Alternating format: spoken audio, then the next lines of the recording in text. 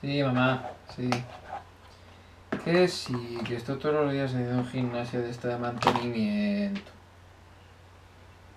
Que sí, que me estoy poniendo también a ver si recibo la luz solar. Que sí. Ahora me invito, mira. Mirando la ventana que estoy. Vale. Vale, venga, mamá. Vale, te quiero.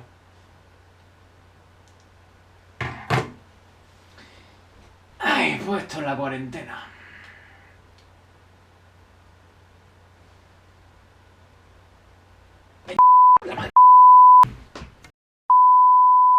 Bueno, después de este pequeño percance, hemos vuelto. Después de muchísimo tiempo, por fin vuelvo a subir vídeos a este canal. Evidentemente, motivados por este maravilloso monotema que tenemos todos, desgraciadamente, en nuestras vidas ahora, que es el coronavirus. Y nada, esperemos que estos vídeos os puedan servir a los de primero de bachillerato, a los de la asignatura de literatura universal, para que sigamos trabajando y que dentro de lo que cabe esto nos afecte lo menos posible. Así que nada, como nos habíamos quedado más o menos por esta parte el otro día en clase, vamos a hablar de Rusia. No, de esta Rusia no. No, de esta tampoco. Pero no, de esta. Vale, bien. Vamos a hablar de Rusia. Lo primero que tenemos que tener en cuenta con el caso de la novela rusa es que tiene una historia particularmente distinta al resto de potencias europeas. Debido al funcionamiento de Rusia como país, existe lo que llamamos el Imperio Ruso desde el siglo XVII hasta la Revolución Soviética de 1917. Entonces, lo que acaba ocurriendo es que en ese estado, en ese país, no existe realmente una clase burguesa reformadora, como sí ocurre en Francia, como sí ocurre tardíamente en España o como ocurre también en Inglaterra. Rusia vive prácticamente bajo un sistema feudal hasta bien metidos en el siglo XIX, con aristócratas siendo ellos los que poseen la gran mayoría de latifundios y un campesinado enorme y muy empobrecido. La mayor parte de la población vive, por lo tanto, en la pobreza, no tiene libertades reales y eso hace un poquito que en el momento en el que se empieza el despertar de esa población, se viene de una manera muy particular porque entra todo lo que es el concepto del proletariado, entra a lo bestia, ¿vale? Y se produce en torno a 1840 una radicalización enorme de los intelectuales rusos, ¿vale? Con una enorme oposición al individualismo liberal y con una preocupación enorme por los problemas sociales. Y a la vez eso se mete en una situación en la que se genera una enorme represión del poder político. Por lo tanto, Rusia, al ir tan atrasada, tarda mucho, a nivel social queremos decir, a nivel de movimientos sociales, tarda mucho en crear su propia novela.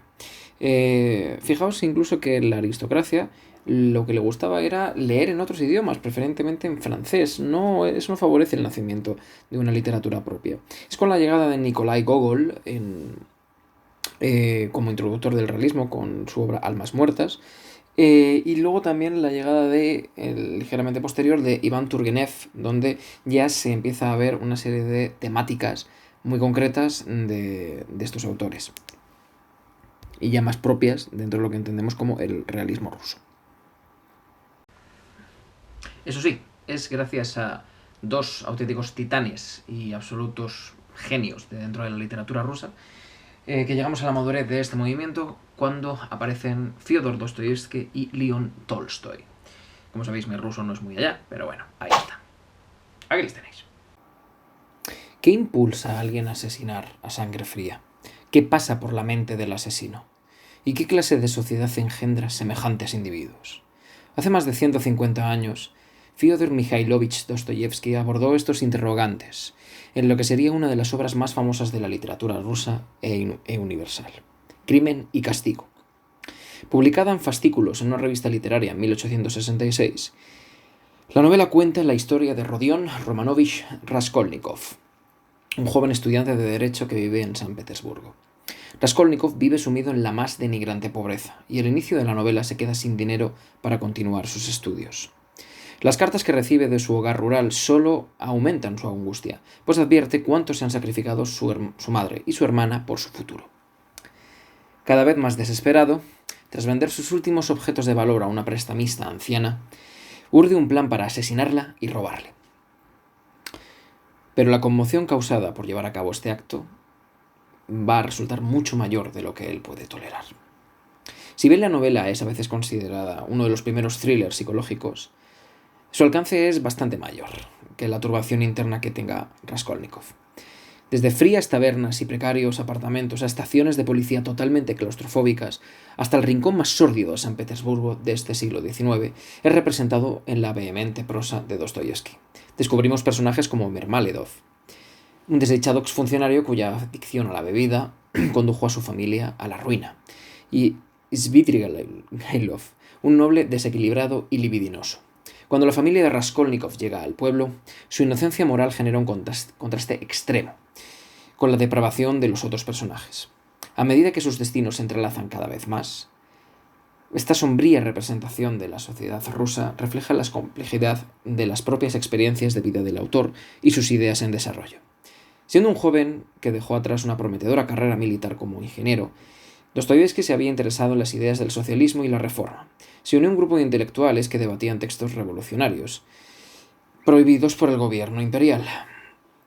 Al ser descubiertos, miembros de este grupo, incluido Dostoyevsky, fueron arrestados. Muchos fueron condenados a muerte, pero los sometieron a un simulacro de fusilamiento y fueron indultados a último momento por el zar. Dostoyevsky pasó los siguientes 4 años en un campo de trabajos forzados en Siberia, hasta 1854 cuando fue liberado. La experiencia lo volvió aún más pesimista respecto a la reforma social, y lo impulsó a centrar su foco de análisis en temas espirituales. En la novela de 1864, titulada Memorias del subsuelo, expuso su convicción de que las filosofías utópicas de Occidente nunca podrían satisfacer los anhelos contradictorios del alma humana. Concibió y completó Crimen y Castigo al año siguiente, retomando varias de las mismas temáticas. De muchas formas, la novela sigue un hilo narrativo común, en que un joven prometedor es seducido y corrompido por los peligros de la urbe.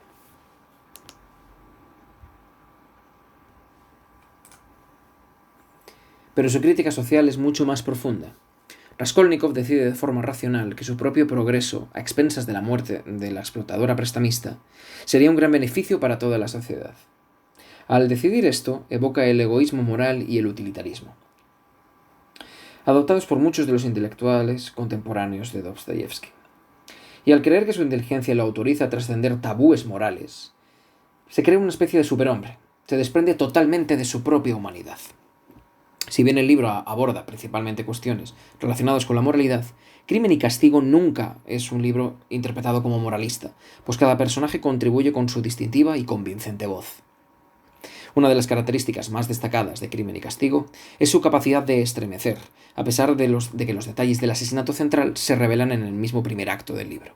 El crimen de Raskolnikov es evidente, pero es solo a través del relato cautivante de Dostoyevsky sobre la turbación social y psicológica posteriores a ese acto que conocemos la verdadera naturaleza de su castigo y la posibilidad, o no, de redención.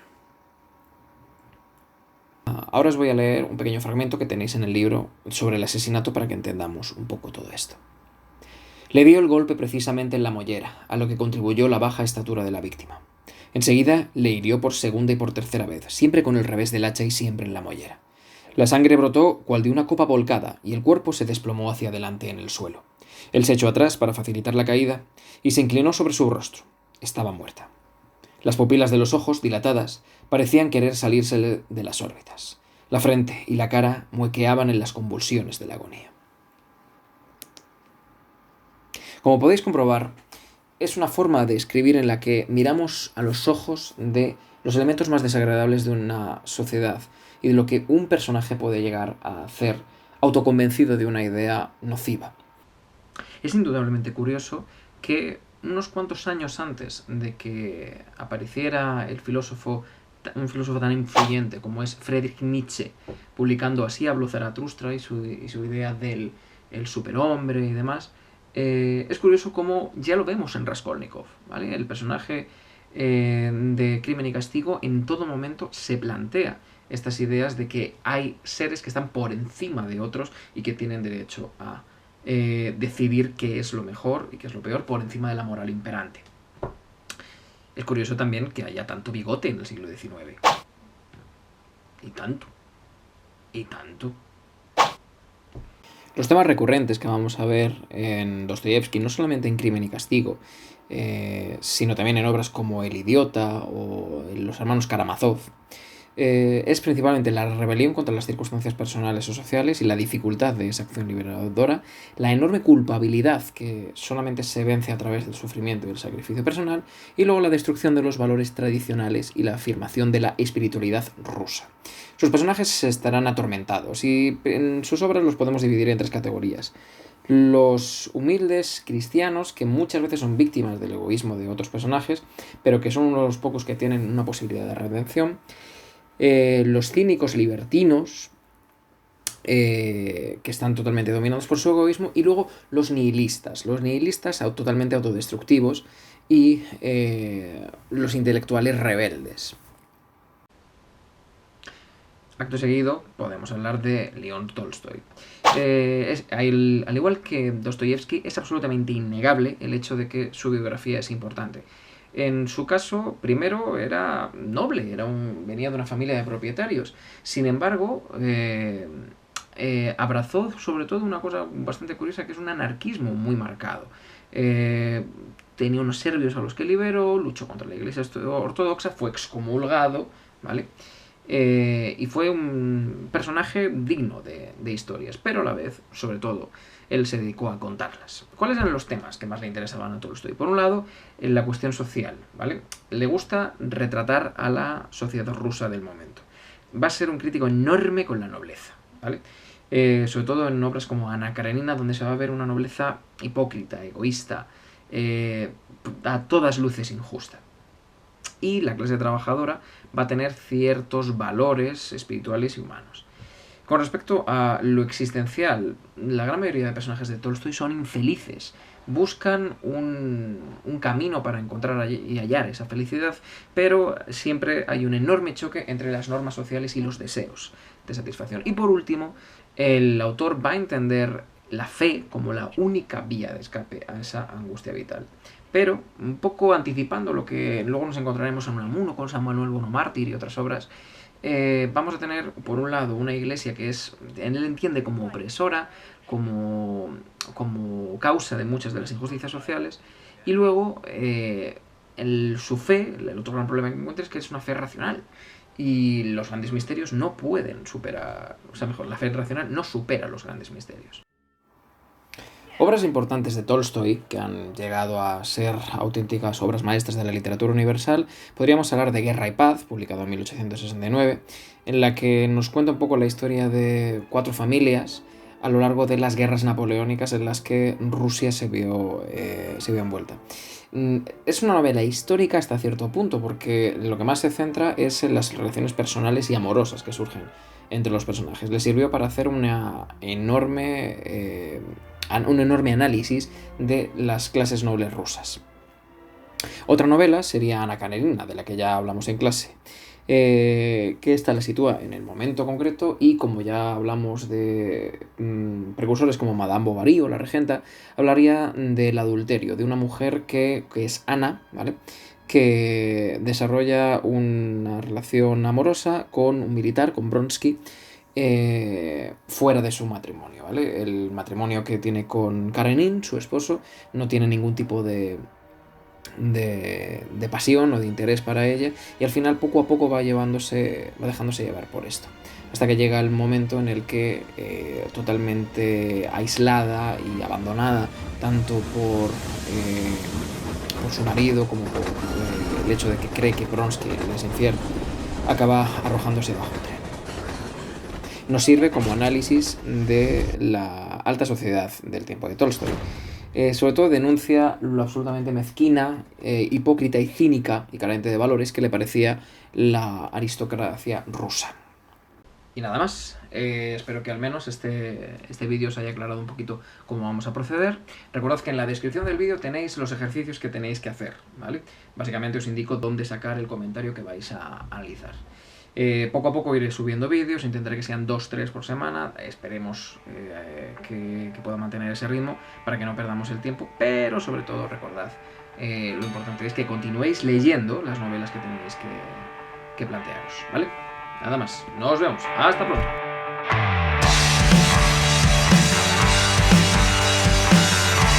Esto es una comprobación, una comprobación, una comprobación.